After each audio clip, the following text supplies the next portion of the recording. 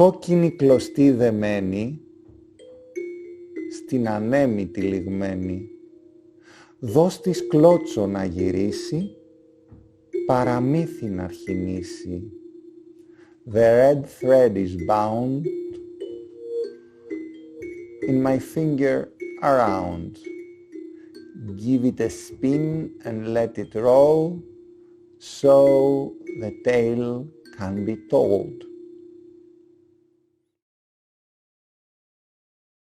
I would like to have some hints from you. I am a trainer, a teacher, a facilitator, and I have groups that I work, and I told you about non-companion minors. How do I start this method? How do I start the storytelling?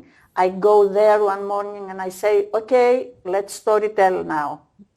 You don't say anything. It's usually storytelling works for everybody. I mean, it is recognizable because in most cases, I mean 99.9%, they had in their childhood a person, a carer, who was a benevolent figure, a figure of love, that offered stories. This is a common practice.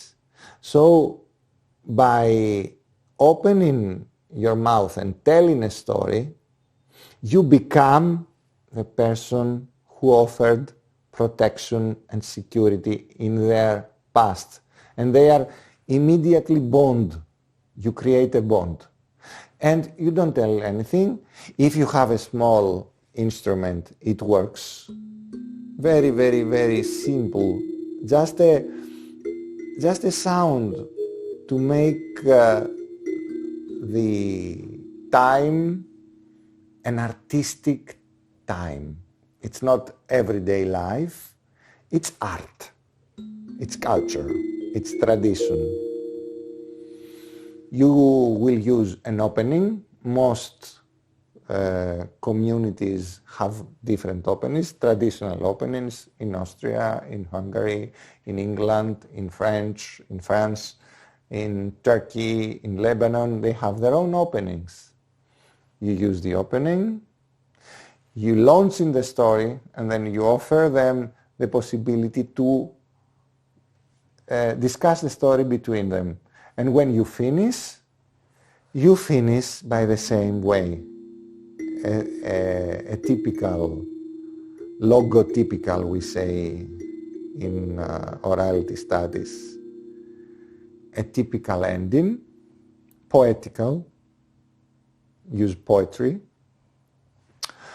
and some music, a small bit of music, and then the story time ends.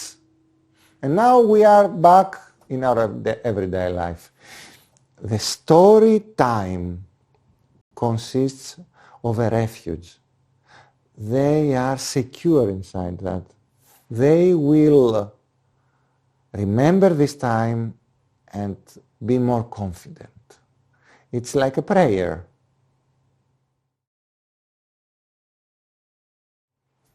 Well, I have a final question for you. Do you think that the times we go through now with coronavirus is affecting our lives? It is affecting our lives. How can storytelling be used from teachers in their online trainings? Well, this was a great problem for me as a professional storyteller and a professional educator who also works a lot in French-speaking environment and in English-speaking environment. It's a great problem and it's a great opportunity. For example, one of my favorite storytellers is an Irish one, Eddie Lenihan, and I have invited him many times to my international festivals, but he doesn't travel. He tells stories, Irish stories for the Irish community all over the world, and I respect that. But during the coronavirus, I was able to connect with Eddie and hear him tell stories and do a webinar from him because he was addressing mainly Irish people, but he accepted a Greek one. Now I have 4 different webinars online, and I have students from Argentina, from England, and from all over Greece, from Cyprus, that they couldn't reach me. And I have even participated in a storytelling, not 1, 3 storytelling festivals online.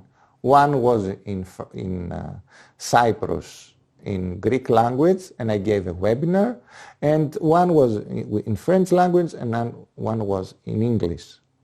And I'm very happy that I finally can see some storytelling performances with storytellers that I admire online, and this happens for my books also.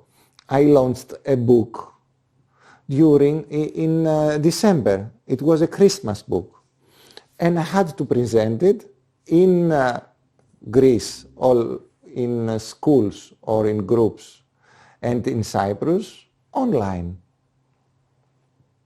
I made I opened a